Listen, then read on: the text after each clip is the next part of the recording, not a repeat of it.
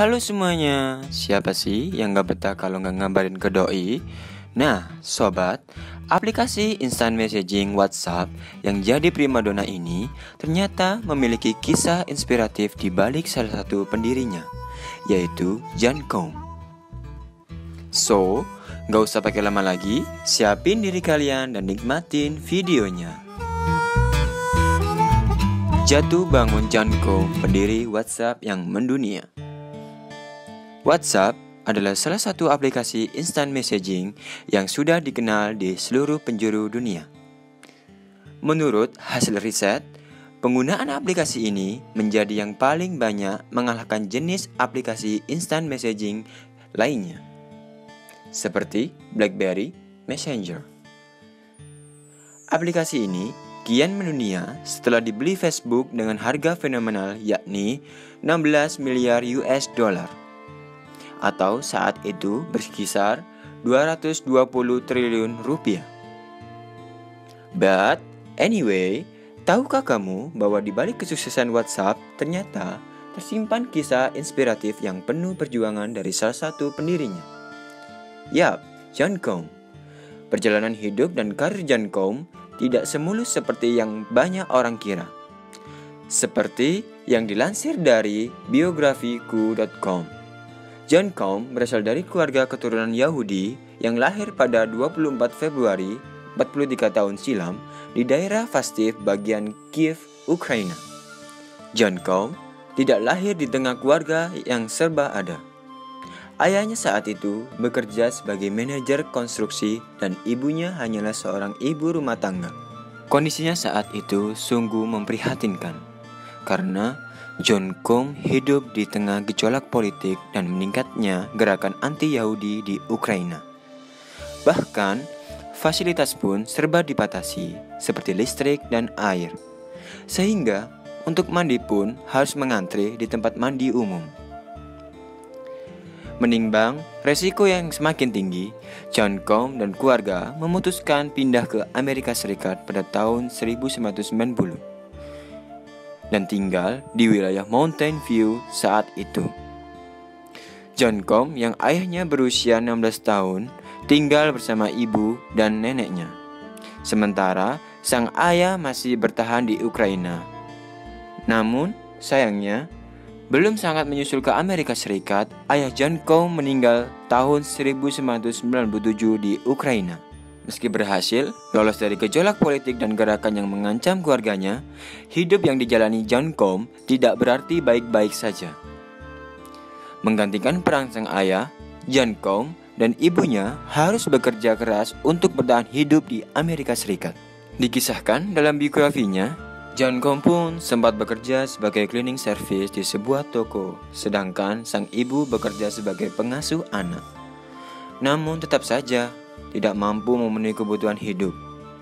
Hidup serba sulit yang dialami John Combe pun membuatnya harus menggantungkan hidup pada subsidi makan yang diterima dari pemerintah setempat, yang sebenarnya ditujukan bagi para tunawisma atau gelandangan.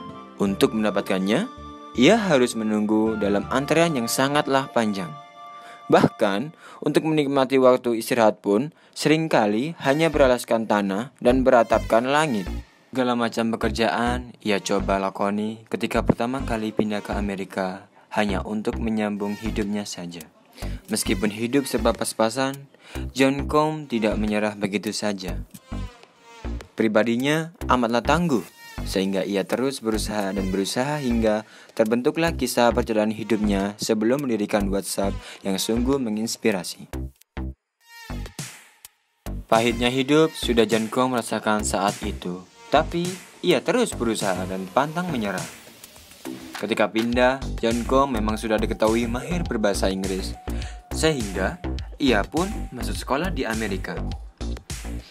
Biografi John Combe menceritakan bahwa dirinya dikenal sebagai anak nakal karena sulitnya beradaptasi sehingga sering terlibat perkelahian dengan teman-temannya. Meski begitu, John Combe adalah murid yang cerdas dan sangat menyukai pemrograman komputer yang ia pelajari secara otodidak dari buku-buku bekas. Selain dari buku, John Combe pun bergabung dengan grup hacker yang dikenal dengan nama Wu ketika di sekolah. Pendidikan sekolah, semangat John Combe untuk menimba ilmu terus terpacu hingga ia memilih untuk melanjutkan studi di St. John's University. Berbekal jiwa, pantang menyerah, John Combe berusaha lebih keras untuk memenuhi kebutuhan hidup dan biaya kuliah dengan cara bekerja sebagai penguji sistem keamanan komputer di Ernst & Young. Programming masih menjadi bidang yang diminatinya, bahkan disebut dengan passion. Semangatnya terus membara, meskipun saat itu ia berada dalam jalur drop out. Beruntungnya, nasib baik berpihak pada John Combe karena dipertemukan dengan Brian Acton, seorang pegawai Yahoo yang kemudian menjadi teman dekatnya. Mengantongi pengetahuan tentang komputer yang dipelajarinya secara otodidak, John Combe memberanikan diri untuk melamar pekerjaan ke Yahoo atas saran dari Brian Acton. Tidak sia-sia, Yahoo memberikan kesempatan kepada John Combe untuk berkarir di posisi engineer. Selama berkarir di Yahoo, ia sudah merasakan jatuh bangunnya perusahaan tersebut. Berbarengan dengan Brian Acton, John Combe lalu mengambil keputusan untuk mengundurkan diri dari Yahoo pada tahun 2007, di mana ia telah bekerja di sana serta berkembang cepat di Yahoo.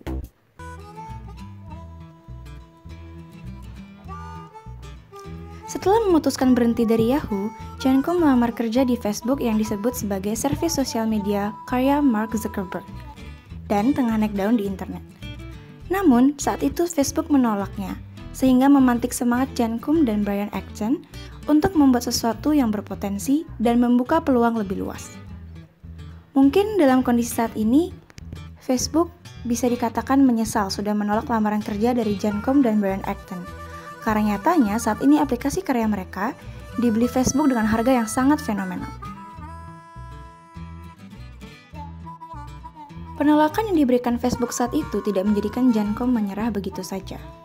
Inspirasi terciptanya WhatsApp dimulai pada tahun 2009, di mana saat itu iPhone sedang mengalami ketenaran dan John Combe pun membelinya.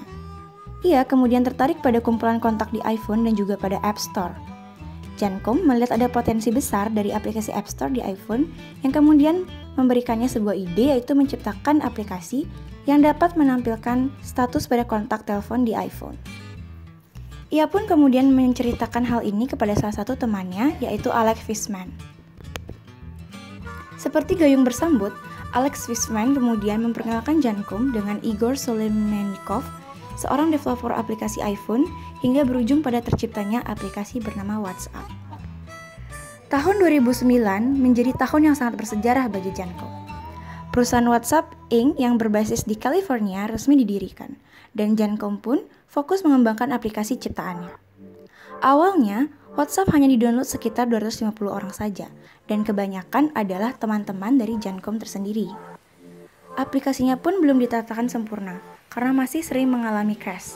Bahkan perkembangannya terbilang lambat, membuat John Combe sempat berpikir untuk menghentikan pengembangan dari aplikasi WhatsApp.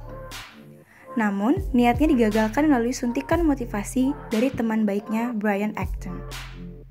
Meski dengan perasaan ragu, John Combe terus mengembangkan aplikasi ciptaannya. Apple kemudian datang dengan bantuan push notification pada tahun 2009. Hal ini kemudian memberi jalan bagi John Combe untuk memodifikasi aplikasi buatannya sehingga ketika pengguna WhatsApp mengubah status di aplikasinya, otomatis akan mengabarkannya di jaringan.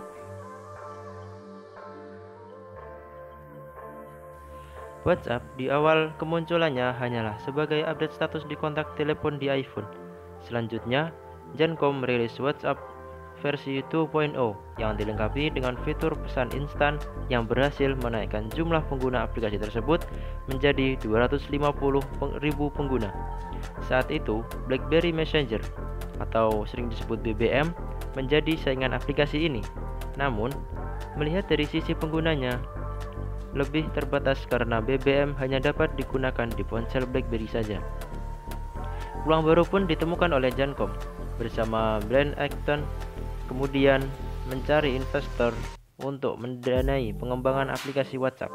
Hasilnya, dana yang terkumpul berjumlah 250.000 US dollar atau setara dengan 3,5 miliar rupiah yang berasal dari mantan karyawan Yahoo.